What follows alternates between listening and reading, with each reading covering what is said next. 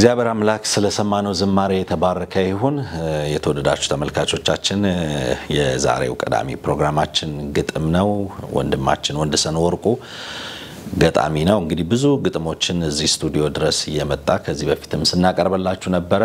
ዛሬም ወደናንተ ሊያደርስልን የተዘጋጀውን ግጥም እነሆ እንላለን። እንድትከታተሉ በአክብሮት እንጋብዛለን። ግጥሙ ይቀጥላል። መልካም ቆይታ። ዘርህ ምንድነው? ከዘሮች መካከል ምርጥ ዘሬ ያልከው ለሚመጣው መኸር አርሰህ የምትዘራው እጥፍ እንዲያፈራ የምትኮተኩተው ከዘሮች መካከል ዘርህ የምንድነው? ልብህ ያወቀ ለበደል ካደላህ ክፋት ምቀኝነት ተንኮልን ከዘራህ በዘር ማንዘር ላይ ሲወራረስ ልታይ እንክርዳድ ታይዳለህ ከገዛ ነፍስህ ላይ የነቀዘ ህይወት የመከነ ተስፋ ተልቶ የሻገተ ገምቶ የከረፋ የበሰበሰ ዘሪ ነው ካልክማ በዘር ማንዘር ላይ አረማሞ ይልማ። አሜን እንዳትል። አመሰግናለሁ። የተወደዳችሁ ተመልካቾቻችን ቀደም ሲል ግጥሙን ያቀርበልንን ወንድማችንን ወንደሰን ወርቁን በጣም ከልብ እናመሰግናለን። ትልቅ መልእክት ነው ያቀርበልን። ሌሎች ግጥሞችንም እንግዲህ በየሳምንቱ መልእክት ያላቸውን ወደናንተ ማድረሳችንን እንቀጥላለን። በዚህ በማራናታ ፕሮግራማችን ላይ ከመናቀርባቸው ዝግጅቶች ጋር በተያያዘ አንዳንዶች እየደወላችሁልን ስለምታዩአቸው ራእዮች፣ ህልሞች እንዲሁም እግዚአብሔር አምላክ ስለሚናገራችሁ ትልልቅ መልእክቶች የምትነግሩን ትልልቅ የእግዚአብሔር ሐሳቦች፣ የእግዚአብሔር አጀንዳዎች፣ የእግዚአብሔር ድምጾች አሉ።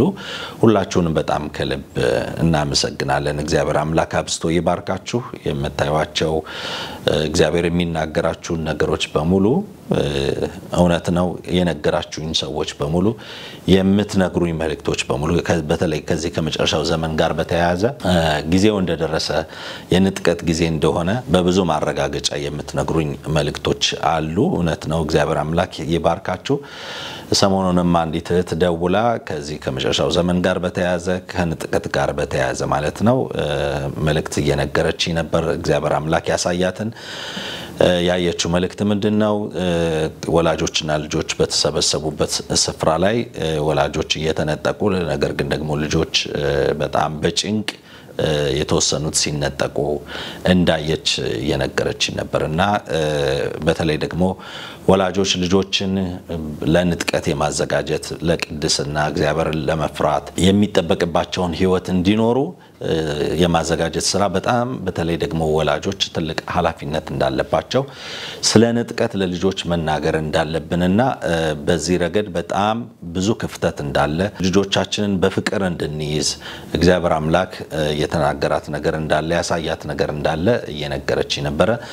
ከዛም ባሻገር ደግሞ በቅርቡ ጌታ ይፈጸማል ብሎ ከነገራት ውስጥ በራእይ ምዕራፍ 10 ከቁጥር 5 እስከ 7 ያለውን ቃል እየነገረች ነበር። ራእይ ምዕራፍ 10 ከቁጥር 5 እስከ 7 በየቤታችሁ እንድታነቡት ይሄ ደግሞ በቅርቡ ይፈጸማል የሚል ነገር ጌታ እንዳመለከታት እየነገረች ነበርና በተለይ ደግሞ አሁን ባለንበት ዘመን ውስጥ ሰዎች ሁሉ ለንጥቀት የተዘጋጁ እንዲሆኑ ቤተሰብም ጭምር በዚህ ረገድ ላይ በጣም ትኩረት ሰጥቶ ልጆችን የማዘጋጀት ስራ እንደሚኖርበት በጣም ባንክሮ እግዚአብሔር እንደተናገራት እየነገረች ነበርና ይሄ መልእክት ትክክል ነው።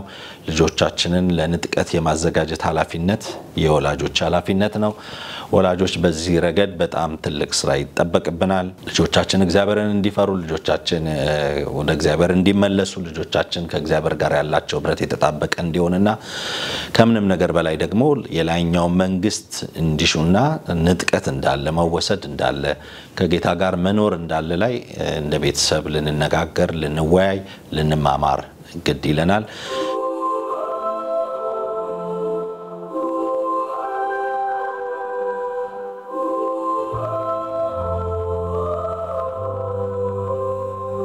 Contempler mon Dieu sur son trône, vivre avec Jésus dans le ciel, jeter à ses têtes ma couronne, c'est là le bonheur éternel.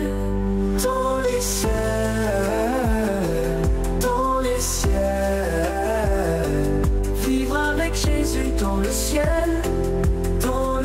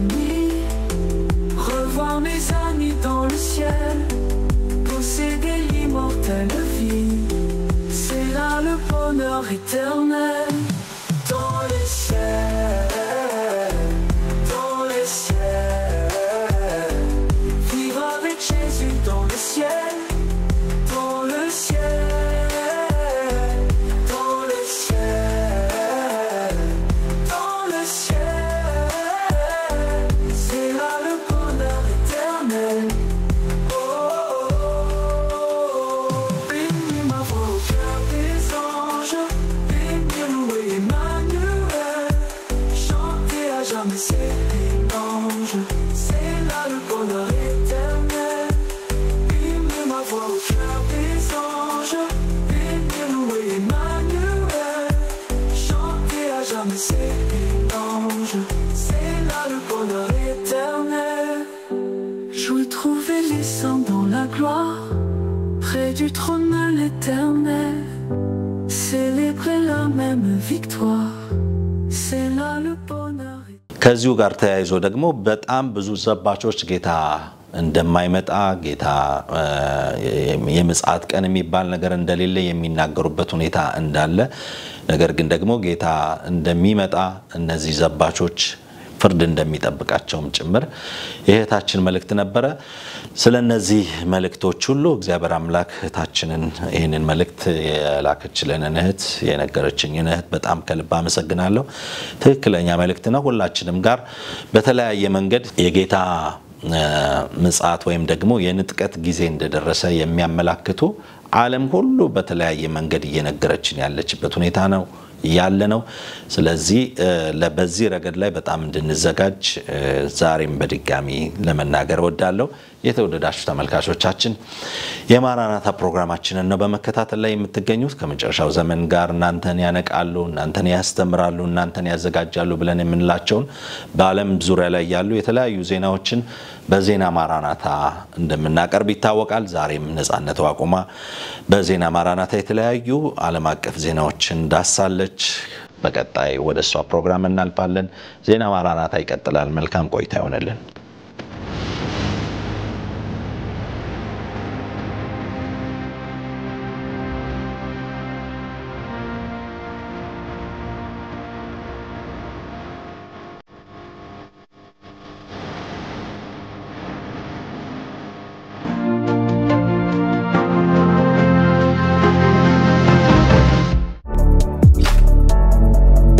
ሰላም ለእናንተ ይሁን። የዕለቱን የማራናታ ዝግጅት ዜናዎችን ይዘንላችሁ ቀርበናል። ከመረጃዎቹ ጋር ነጻነት ዋቁማ ነኝ። በአዲስ አበባ ከተማ ባለፉት 3 ወራት ከ3000 በላይ የፍቺ ምዝገባ ተከናውኗል ተባለ።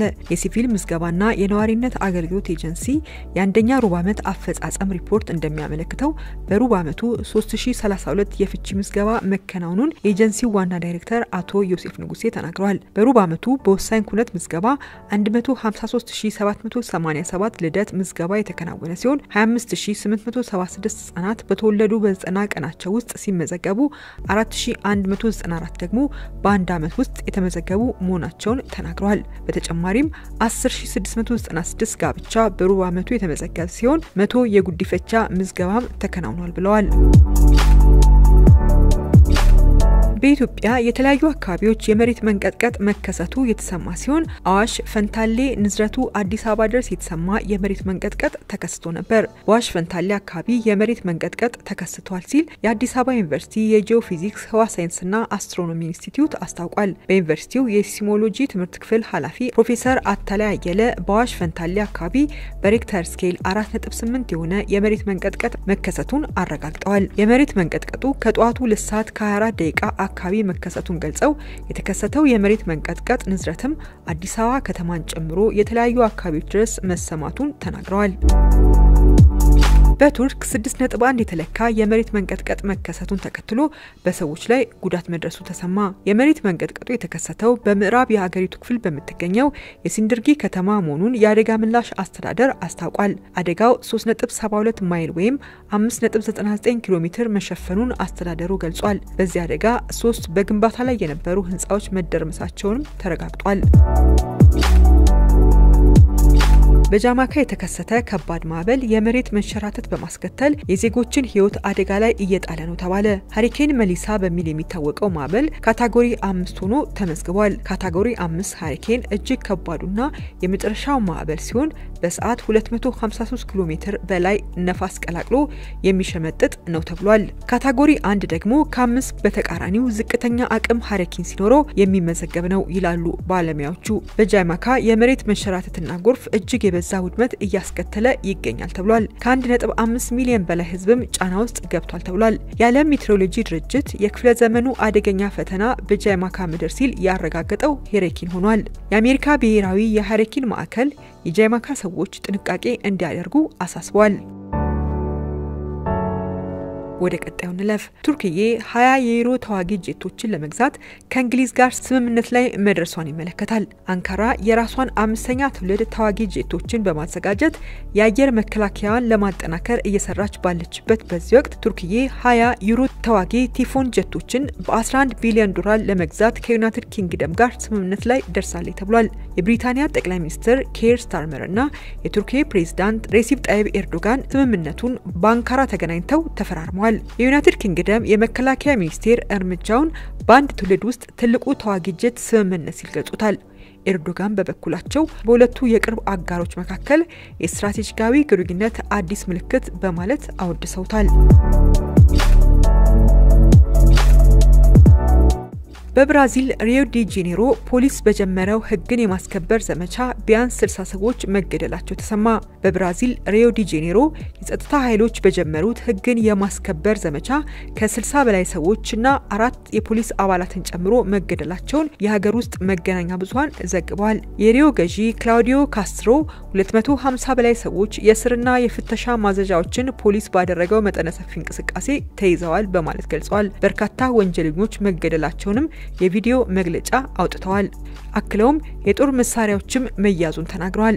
ሪዮ ዲ ጄኔሮና ብራዚል ከወንጀል የጸዱ መሆን አለባቸው ሲሉ ካስትሮ ተናግረው እናም ወደ ኋላ እንመለስም ምክንያቱም የህዝብ ደህንነትና የቤተሰብ ነጻነት የበለጠ ያስፈልገናል ብለዋል። እርሳቸው ይህንን ቢሉም የሟቾች ቁጥር ዓለም አቀፍ ትኩረትን ስቧል። የማክሰኞ የፖሊስ ወረራ በከተማው ሰሜናዊ ክፍል በአካባቢው ታሪክ ውስጥ ከፍተኛው ገዳይ የፖሊስ የኃይል እርምጃ መሆኑ ተነግሯል።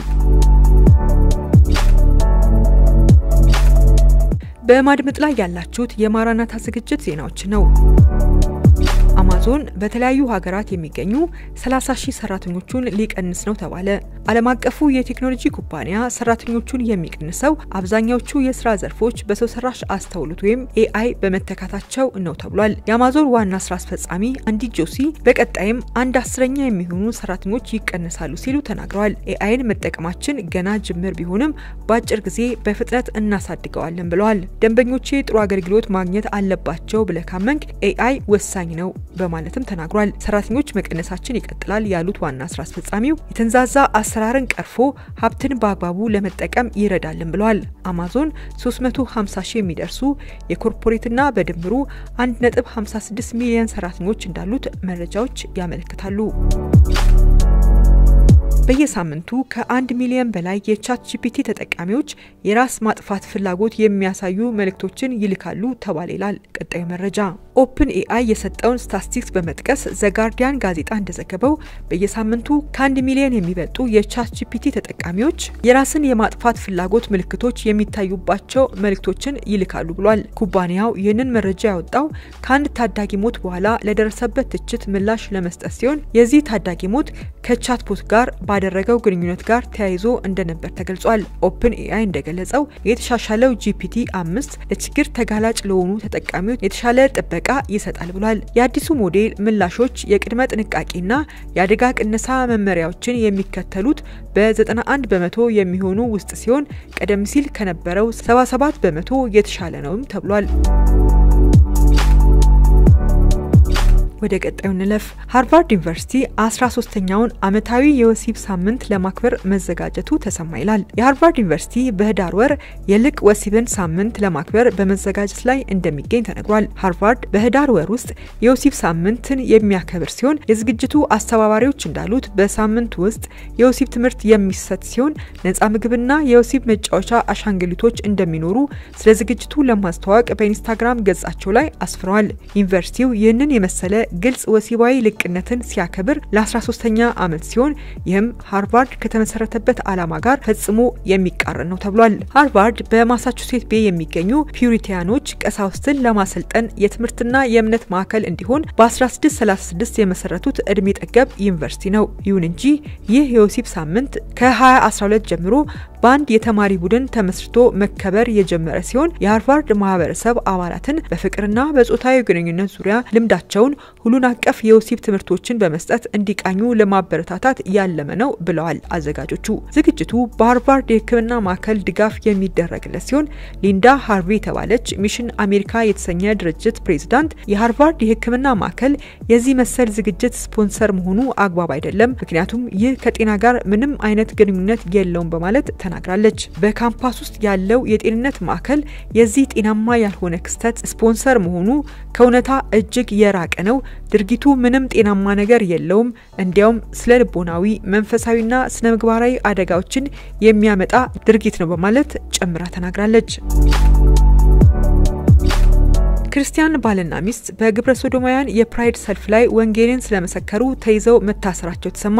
ዳግም የተወለዱ ክርስቲያን ጽንስን ማቋረጥን ጨምሮ ከባድ ኃጢያትን ከሚያበረታቱና በተለይም ግብረ ሰዶምንና ጾታ መቀየርን ለሚያከናውኑና ለሚደግፉ ሰዎች ወንጌል መስበክ እንዳለባቸውና የሚያስከፍላቸውን ዋጋ የሚያሳይ ድርጊት ነው ተብሏል። ሞሪስ ፕራይስ የተባለው የጎዳና ላይ ወንጌል ሰባኪና ሚስቱ ቅዳሜ ዕለት በኦርላንዶ ፍሎሪዳ የተካሄደ የግብረ ሶዶማውያን የኩራት ሰልፍ ላይ የወንጌልን መልእክት በማስተላለፋቸው መታሰራቸው ተነግሯል። ሞሪስ ፕራይስ መሬት ላይ ተጥሎ በካቲና የፊጥኝ ታስሮ በበርካታ ፖሊሶች ተከቦ የሚያሳይ ፎቶ በፌስቡክ ገጹና በዩቲዩብ ቻናል ላይ የተለጠፈ ሲሆን ለዚህ ምክንያቱ በሰልፉ ላይ ገሃነም እውነት ነው፣ ኢየሱስ ብቻ ያደናል የሚል ጽሑፍ ይዞ መታየቱ ሲሆን ሚስቱ ብሪትኒ ንስሐ ግቡ አለበለዚያ ትጠፋላችሁ፣ ሁለት ጾታዎች ብቻ አሉ፣ ኢየሱስ ብቸኛው መንገድ ነው የሚል የጽሑፍ መልእክት ይዛ በመገኘቷ ከእርሱ ጋር ተይዛ ታስራለች ተብሏል። ሞሪስ ፖሊሶቹ ሲይዙት ኃይል እንደተጠቀሙና መሬት ላይ ሲያንበረክኩት ጉልበቱ እንደተጎዳ የተናገረ ሲሆን ባለቤቱ ብሪትኒ በራሷ የፌስቡክ ገጽ ላይ በቁጥጥር ስር ያሉ ፖሊሶች ሲሰድቡንና ሰልፉን እያወካቹ ነው ብለው ሲያዋክቡን ነበር ብላለች።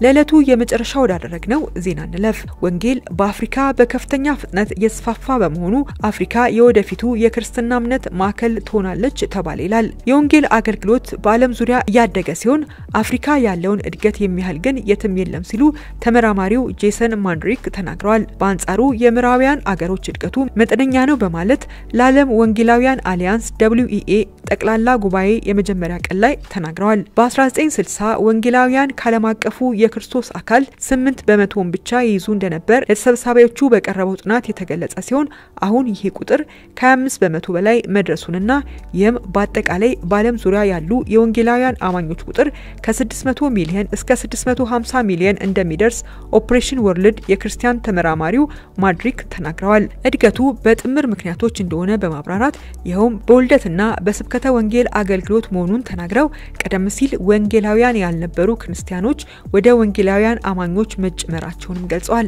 በአጠቃላይ ከወንጌላውያን አማኞች 70% የሚሆኑት ክርስቲያኖች በአፍሪካ በእስያና በላቲን አሜሪካ የሚኖሩ ሲሆን በአፍሪካ በተለይም ከፈጣን የከተማ መስፋፋት ጋር አብሮ የወንጌል አማኞች ቁጥር መጨመሩን ገልጸዋል። ወንጌላውያን ለቤተሰብና ለወንጌል ስብከት ቅድሚያ መስጠታቸውን እስከቀጠሉ ድረስ የእድገት እንደሚቀጥል ይጠበቃልም ብለዋል። ለዕለቱ ያዘጋጀንላችሁ ከተለያዩ ሀገራዊና ዓለም አቀፍ መገናኛ ብዙሃን ያገኘናቸው መረጃዎች እነዚህ ነበሩ። ከቀጣዮቹ የማራናታ ፕሮግራም ዝግጅቶች ጋር መልካም ቆይታ ይሁንላችሁ። ሰላም ለእናንተ ይሁን።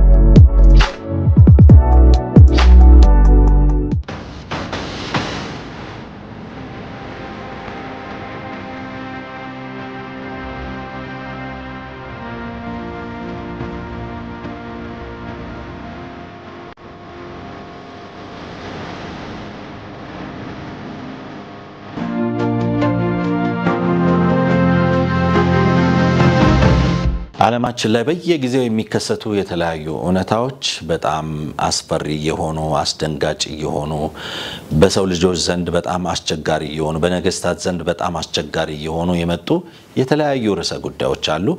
በተለይ ደግሞ አሁን በዓለማችን ውስጥ ካሉ አገራት መካከል በዩናይትድ ኪንግደም እና በአሜሪካን አንዳንድ ስቴቶች ጭምር ከዚህ ከሰይጣን አምላኪዎች ጋር በተያያዘ ያለው ሁኔታ እጅግ በጣም እየተስፋፋ የዓለም አቀፍ ሚዲያዎችንም ጭምር ትኩረት እየሳበ የሚገኝበት ሁኔታ ነው ያለው።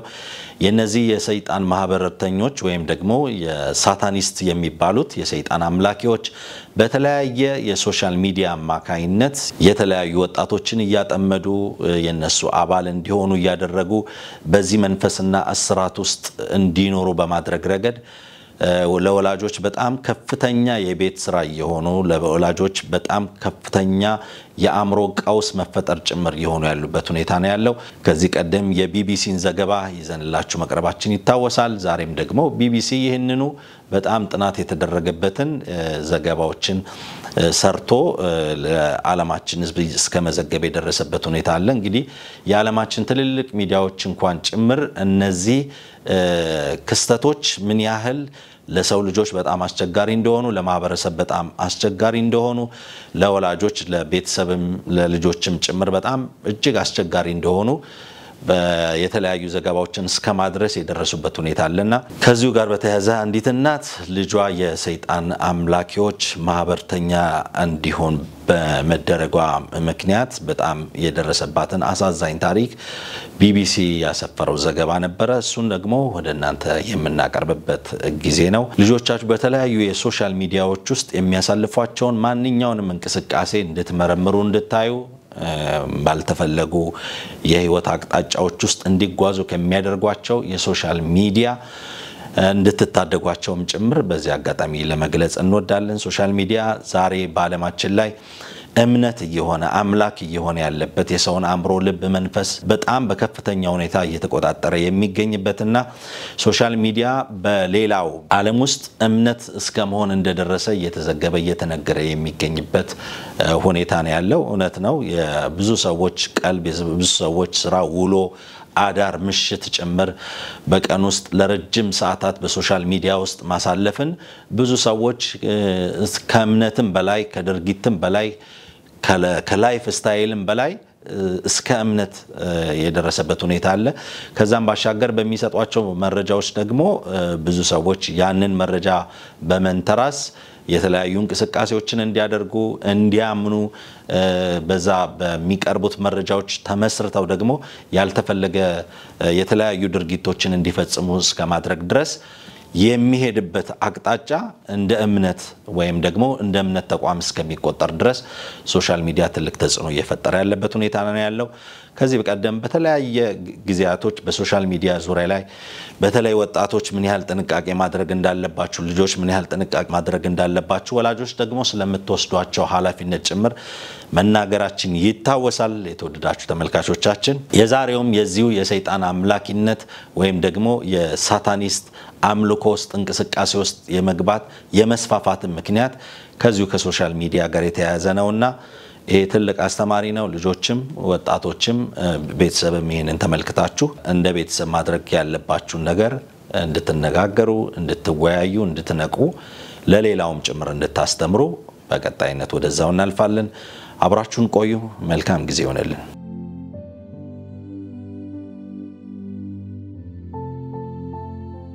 የ14 ዓመቷ ታዳጊ ከእድሜ ኩዮቿ ጋር በበይነ መረብ ስታወራ እናቷ እምብዛም አላሳሰባትም ነበር። ከሳምንታት በኋላ ግን የታዳጊዋ ባህሪ ተለወጠ። ለዚህ ጽሑፍ ስንል ይላል ቢቢሲ በዘገባው ክሪስቲና የምንላት እናት ጭንቅ ውስጥ ገባች።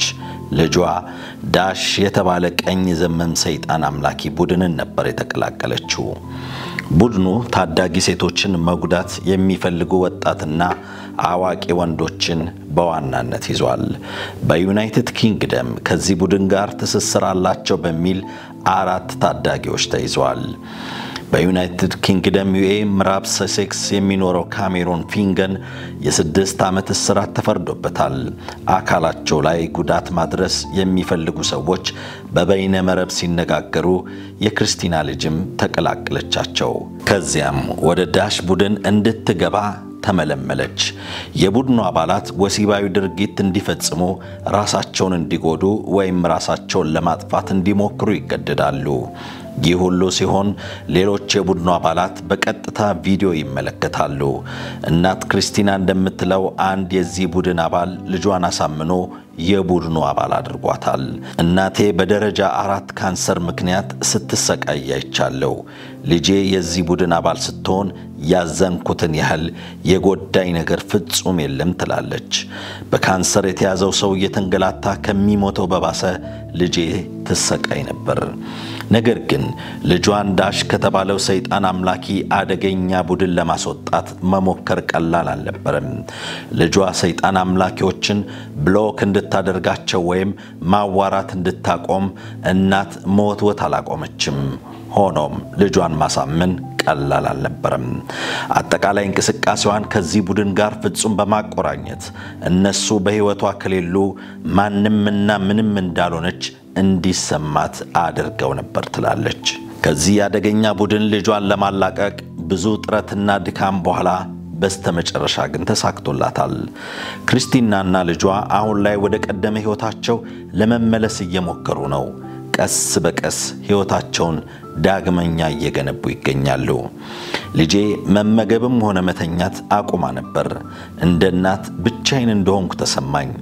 አቅመ ቢስነትና ተስፋ ቢስነት ፈጽሞ ይሰማኝ ነበር ስትል ያሳለፈችውን ጊዜ ታስታውሳለች። የዩኬ ብሔራዊ የወንጀል ምርመራ ተቋም እንደ ዳሽ ያሉ ቡድኖችን በበይነ መረብ ዓለም ያሉ ከፍተኛ ስጋቶች ሲል ይገልጻቸዋል። በበይነ መረብ ህፃናት ላይ የሚደርስ ጾታዊ ጥቃት መርማሪ የሆኑት ሮብ ሪቻርድሰን እንደሚሉት እነዚህ ቡድኖች ታዳጊዎችን ያጠምዳሉ፣ የሚፈጽሙት ወንጀልም በቂ ትኩረት አልተሰጠውም። ተጎጂዎቹን ማናገር ቀላል አይደለም። ተጎጂ መሆናቸውንም አያምኑም። በተለይ ሴት ታዳጊዎች ተጋላጭ ናቸው ይላሉ። ኢንተርኔትና ማህበራዊ ሚዲያ በተስፋፋበት በዚህ ዘመን ወላጆች ልጆቻቸው በበይነ መረብ ላይ ምን እንደሚያደርጉ እንዲሁም ከነማን ጋር እንደሚገናኙ መከታተል እንዳለባቸው መርማሪው ይመክራሉ። ለዚህም የልጆችን በበይነ መረብ የሚያስሷቸውን ነገሮች መገደብና ቁጥጥር ማድረግ የሚቻልባቸው መንገዶችም አሉ። የ14 ዓመቷ ሞሊ ሪሰል በማህበራዊ ሚዲያ የሚረብሽ ይዘት ከተመለከተች በኋላ ራሷን አጥፍታለች። በሞሊ ስም የተቋቋመው ሞሊ ሮስ ፋውንዴሽን መስራች አንዲ ብሮስ ዳሽ የተባለው ቡድን እየተስፋፋ መምጣቱ እንዳሰጋቸው ይናገራሉ። ይህ ቡድን በአስደንጋጭ ሁኔታ እየተስፋፋ ነው። ልጆች በሚጠቀሙባቸው ማህበራዊ ገጾች ላይ በግልጽ ነው የሚንቀሳቀሱት ይላሉ። በታዳጊዎች ዘንድ ለሚፈጸም ራስን ማጥፋትና አካሉን መጉዳት በዋናነት ተጠያቂ እነዚህ ቡድኖች መሆናቸውን ያስረዳሉ። ይህ ቡድን የተጀመረው በአውሮፓውያኑ 2020 ነው። አሜሪካዊው ብራድሊ ካዲንሄድ በ15 ዓመቱ ነበር እሱ ደግሞ ቡድኑን የጀመረው። ይህ የሰይጣን አምላኪ ስብስብ መለያው ያደረገው የቴክሳስ ግዛት የፖስታ አድራሻ ቁጥርን እንደሆነ ይታመናል። ዓለም አቀፍ ንቅናቄ የሚያደርጉ ቀኝ ዘመን ቡድኖች ቅጥያ መሆኑን ፖሊስ ይገልጻል። መሳሪያ መታጠቅን የሚያበረታታ ሲል ፖሊስ ይገልጻቸዋል። ካሜሩን ፊንገን ቡድኑን የተቀላቀለው በ18 ዓመቱ ነበር። በፖሊስ ከተያዘ በኋላ በሰጠው ቃል ቡድኑ ጥቁሮችንና የአእምሮ ህመም ያለባቸውን ሰዎች ይበዘብዛል ብሏል። ራስ ማጥፋትን በማበረታታት የሽብር ጥቃት ለማድረስ የሚውል ጽሑፍ በማጋራትና የህፃናትን እርቃን ምስል በመለጠፍ ጥፋተኛ መሆኑን አምኗል። በፈጸመው ወንጀል ጥፋተኝነቱ ተረጋግጦ እስራት ሲፈረድበት አቃቤ ህጉም ለማህበረሰብ ትልቅ አደጋ ነው ብሎ ነበር። የዩናይትድ ኪንግደም የጸረ ሽብር ተቋም እነዚህ ቡድኖች ከፍተኛ ስጋት ናቸው ብሏል። ከአውሮፓውያን 2009 ጀምሮ በተለያዩ የአገሪቱ ከተሞች የጸረ ሽብር ቡድኑ እንቅስቃሴም እያደረገ ነው። የተቋሙ ኃላፊ መርማሪ ፖሊስ ክሌር ፊንሊ የካሜሩን ፊንገር መታሰር እነዚህን ቡድኖች በቅርበት ለመከታተል በር ከፍቷል ይላሉ። ወላጆች ልጆቻቸው ላይ የተጋረጠውን አደጋ እንዲረዱ ማድረግ አንዱ የንቅናቄው አካል ነው። ታዳጊዎችን ምን ውስጥ እየገቡ እንደሆነ እንዲከታተሉ ማድረግ አንዱ ስራችን ነው ይላሉ። አምና የአሜሪካን የሀገር ውስጥ የወንጀል መርማሪ ተቋም FBI ዳሽ ቡድን የተለያዩ ወንጀሎችን በሰለባዎቹ ላይ እንደሚፈጽም ማስጠንቀቂያ አውጥቷል። ከነዚህም ውስጥ ቡድኑ በማስፈራራትና በማጭበርበር ሰዎች ራሳቸውን ሲጎዱ ወይም ራሳቸውን ሲያጠፉ አሊያ ወሲብ ሲፈጽሙ በቀጥታ እንዲያሳዩ ያደርጋሉ ብሏል። FBI ከዚህ ቡድን ጋር ትስስር አላቸው የተባሉ 250 ግለሰቦች ላይ ምርመራ ከፍቷል። ከዚህ ቡድን ጋር በተያያዘ በቁጥጥር ስር የዋሉ ተጠርጣሪዎች ሕፃናትን በመበዝበዝ በእገታና በግድያ በ8 ሀገራት ተከሰዋል። የካሜሩን ፊንገን ጉዳይ የመረመሩት ፖሊስ ከቢቢሲ ጋር ባደረጉት ቆይታ ታዳጊዎች አስከፊ ወንጀል እንዲፈጽሙ በቡድኑ ይገደዳሉ ብለዋል። ሰዎችን በመበዝበዝ ወይም የውሸት ቦምብ ሊፈነዳ ነው ብለው ስጋት ይፈጥራሉ። ለመዝናናት ብለው ዳሽ ቡድንን የተቀላቀሉ ሰዎች በስተመጨረሻ ወደ አክራሪነት ተለውጠዋል ሲሉም አክለዋል። ታዳጊዎች ምን ውስጥ እየገቡ እንደሆነ እንዲከታተሉ ማድረግ አንዱ ስራችን ነው ይላሉ። አምና የአሜሪካን የአገር ውስጥ የወንጀል መርማሪ ተቋም FBI ዳሽ ቡድን የተለያዩ ወንጀሎችን በሰለባዎቹ ላይ እንደሚፈጽም ማስጠንቀቂያ አውጥቷል። ከነዚህም ውስጥ ቡድኑ በማስፈራራትና በማጭበርበር ሰዎች ራሳቸውን ሲጎዱ ወይም ራሳቸውን ሲያጠፉ አሊያም ወሲብ ሲፈጽሙ በቀጥታ እንዲያሳዩ ያደርጋሉ ብሏል። FBI ከዚህ ቡድን ጋር ትስስር አላቸው የተባሉ 250 ግለሰቦች ላይ ምርመራ ከፍቷል። ከዚህ ቡድን ጋር በተያያዘ በቁጥጥር ስር የዋሉ ተጠርጣሪዎችን ሕፃናትን በመበዝበዝ በእገታና በግድያ በ8 ሀገራት ተከሰዋል። የካሜሩን ፊንገንን ጉዳይ የመረመሩት ፖሊስ ከቢቢሲ ጋር ባደረጉት ቆይታ ታዳጊዎች አስከፊ ወንጀል እንዲፈጽሙ በቡድኑ ይገደዳሉ ብለዋል። ሰዎችን በመበዝበዝ ወይም የውሸት ቦምብ ሊፈነዳ ነው ብለው ስጋት ይፈጥራሉ። ለመዝናናት ብለው ዳሽ ቡድንን የተቀላቀሉ ሰዎች በስተመጨረሻ ወደ አክራሪነት ተለውጠዋል ሲሉም አክለዋል። እነዚህን መሰል ቡድኖች እንቅስቃሴ በተለይም በወጣቶች መካከል ከጊዜ ወደ ጊዜ እየተስፋፋ ነው።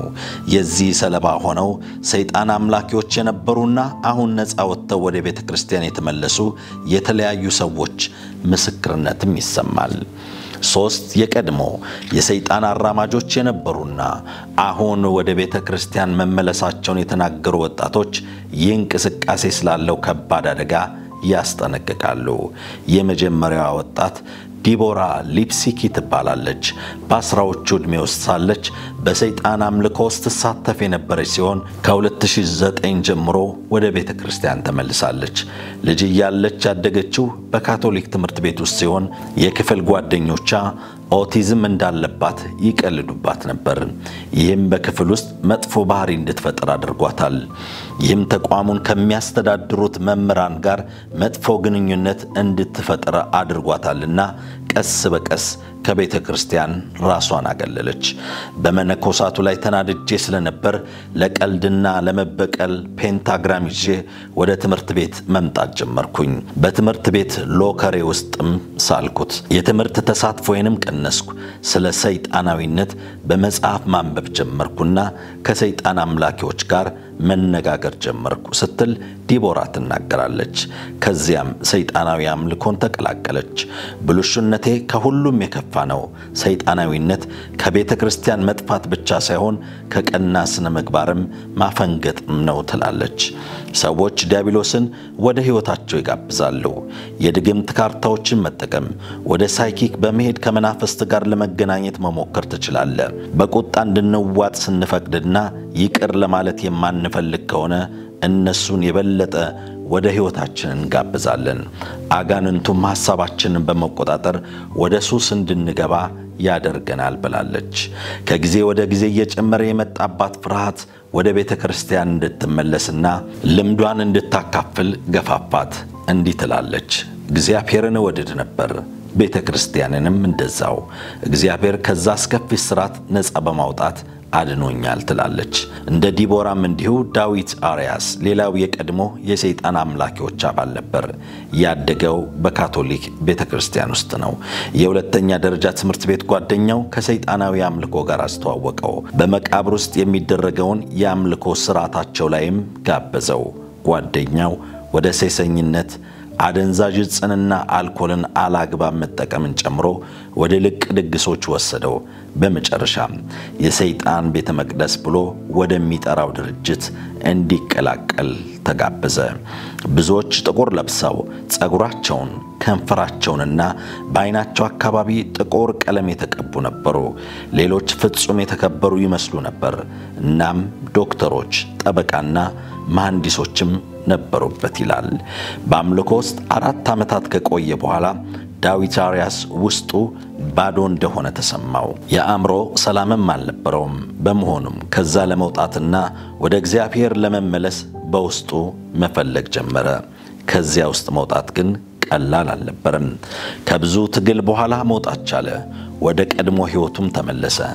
ሰው በመንፈሳዊ ሕይወቱ መጠንከር እንዳለበትና ከእግዚአብሔር ቤት በፍጹም መራቅ እንደሌለበትም ይነግራል ዳዊት አርያስ።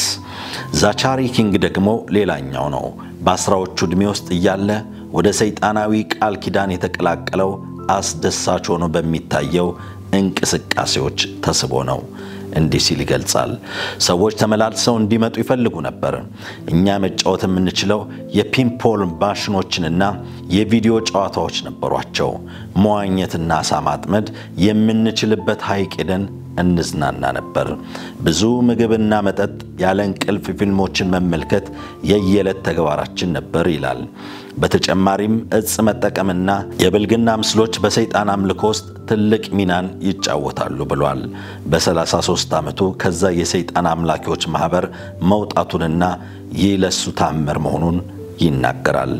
በአሜሪካን እየተስፋፋ የመጣው በይፋ ሰይጣንን የማምለክ እንቅስቃሴ ዘ ሳታኒክ ቴምፕል በመባል የሚታወቀው የአምልኮ ስፍራ በአሜሪካን መንግስት ዕውቅና የተሰጠው ሲሆን በአሜሪካ፣ አውሮፓና አውስትራሊያ የእምነት መሪዎችና ተከታዮች አሉት።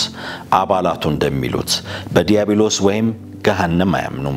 ሰይጣን የሚለው ቃል የሚወክለው ስልጣንን መጋፈጥ እንዲሁም በሳይንስ ማመንን ነው ይላሉ። በዚህ አስተሳሰብ የጋራ እምነት ያላቸው ሰዎች ሲሰባሰቡ ሃይማኖት ይባላል ይላሉ። ሃይማኖታዊ ክንውን ሲያደርጉ የሚጠቀሙት የሰይጣን ምልክቶችን ነው። የተገለበጠ መስቀል ይዘው ሰይጣን ይመስገን ይላሉ። የተገለበጠ መስቀል የሚያደርጉ አባላት አሉን። አምልኳችን መክፈቻ ስነ ስርዓታችንም መጽሐፍ ቅዱስን መቀዳደድ ነው። ይህ የሚወክለው ጭቆናን፣ በተለይም የተመሳሳይ ጾታ አፍቃሪዎችን፣ ሴቶችን፣ ጥቁሮችን፣ ቀደምት ማህበረሰቦችን ጭቆና ነው። ማንኛውም በሃይማኖት ምክንያት የደረሰ ጠባሳ ያለባቸውን ሰዎች ጭቆና ይወክላል። እነዚህ ደግሞ አብዛኞቹ አባሎቻችን ናቸው ይላል። ሁሉም ሰው እምነቱን የመምረጥ መብት እንዳለው እንደሚያምኑም ይናገራል። የሰይጣን አምላኪዎች ለሃይማኖት እኩልነትና ማህበራዊ ፍትህ እንታገላለንም ይላሉ። ጨቋኝ አስተዳደርን ለመቃወም፣ ፍትህን ለማስፈንና ግለሰባዊ ፈቃድን ለማጠንከር እንደተቋቋመ መስራቾቹ ይናገራሉ። አይጉድ! ሰይጣንን ማመስገን በሚል ርዕስ በፔኒሊን የተሰራው ዘጋቢ ፊልም የቤተ እምነቱን ሐሳብ ይዳስሳል። አምላኪዎቹ ክርስትና የአሜሪካውያን ግላዊ ሕይወት ውስጥ በእጅጉ ጣልቃ ይገባል ሲሉም ይተቻሉ። ለአስርቱ ትእዛዛት ኦክላሃማ ከተማ ላይ ሐውልት እንደተሰራ ሁሉ ለነሱም የሰይጣንን አምሳያ ሐውልት በትልቁ የምናቆምበት ስፍራ ይሰጠን ሲሉ ይከራከራሉ። ትግላችን የሃይማኖት እኩልነት እንዲሰፍን ነው።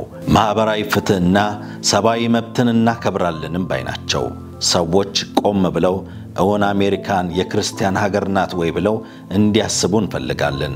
ምክንያቱም ግን አይደለችም ይላል የቤተ እምነቱ ቃል አቀባይ ሉሲዮን ግሪቭስ። 50 ሺህ ገደማ አባላት እንዳለው የሚነገርለት ሳታኒክ ቴምፕል አማኞቹ በጥቋቁር ልብሶች ሆነው ሰይጣንን የሚዘክሩ ድርጊቶች ቢያከናውኑም አንዳቸውም በሰይጣን እናምናለን አይሉም። የምናምነው በሂብሩ ቋንቋ በተገለጸው ሰይጣን እንጂ ይላሉ። ትርጉሙም ደግሞ ባላጋራ ማለት ነው። አምላኪዎቹ እንዲተከልላቸው የሚሹት ባፎሜት 2 ጣቶቹን ወደ ሰማይ የቀሰረው ባለፍየል ቀንዱ ሰው መሳይ የነሐስ ሐውልት ነው። ሳታኒክ ቴምፕል ወይም ሰይጣናዊ ቤተ መቅደስ የተሰኘው እንቅስቃሴ በሰፊው ከሚታወቀው የሰይጣን ቤተ እምነት በላይ ተወዳጅነትን እያተረፈ ይመስላል። በየሄዱበት ስፍራም የሚሰብኩትን ቆመው የሚሰሙ በርካቶች ናቸው።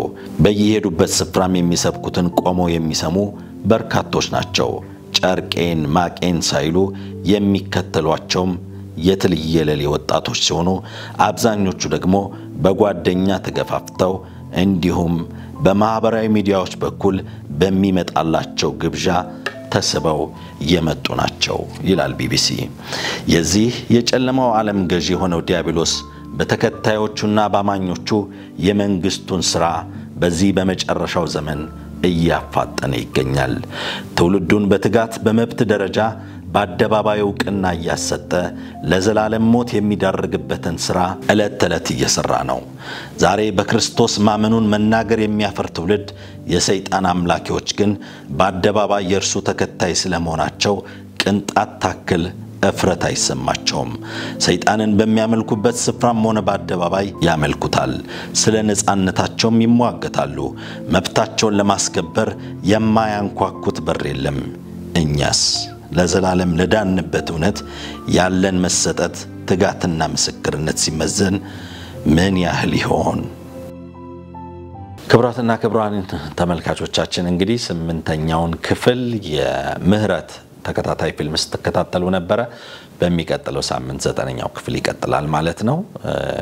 ስለተከታተላችሁ ደግሞ ጌታ ኢየሱስ ክርስቶስ አብስቶ ይባርካችሁ ለማለት እወዳለሁ። በቀጣዩ ሳምንት እንግዲህ ጥቅምት 27 እስከ 30 ባለው ጊዜ ውስጥ በሞጆ የትንሳኤ ዓለም አቀፍ አማኑኤል ቤተክርስቲያን ላይ ልዩ ፕሮግራሞች አሉን። እንግዲህ እዛ ፕሮግራም ላይ ተገኝታችሁ ደግሞ መካፈል የምትፈልጉ ስለ መንፈስ ቅዱስ ኃይል ስለ ሪቫይቫል አንስተን እግዚአብሔር በሰጠን ጊዜ ውስጥ ይሄንን የምንካፈልበት ልዩ ፕሮግራም አለን። ሞጆ የምትገኙ ቅዱሳን ወጣቶች የዚህ የሪቫይቫል መንፈስ የመንፈስ ቅዱስ ኃይል ተካፋይ እንድትሆኑ በጣም በአክብሮት ጋብዛለሁ። ሞጆ በትንሳኤ አማኑኤል ዓለም አቀፍ ቤተክርስቲያን ውስጥ ነው የሚኖረን ከሐሙስ እስከ እሁድ ማለት ነው። እንግዲህ እንድትካፈሉ በዚህ አጋጣሚ ለመግለጽ እወዳለሁ። በተረፈ አብራችሁን ስለቆያችሁ ስለነበረን ጊዜ ስላስተላለፍናቸው መልእክቶች ስለምትሰጡን ማስተያየቶች ክብር ሁሉ ለእግዚአብሔር ይሁን። በሚቀጥለው ሳምንት እንደ ጌታ ፈቃድ በሌሎች አዳዲስ ፕሮግራሞች እንገናኛለን። የእግዚአብሔር ፍቅር ከሁላችን ጋር ይሁን። ጌታ ኢየሱስ ክርስቶስ ዘመናችሁን ሕይወታችሁን አገልግሎታችሁን አብዝቶ ይባርክ። ኢየሱስ በቅርብ ይመጣል። የተዘጋጀን ሰዎች እንሁን። ሰላም ቆዩ።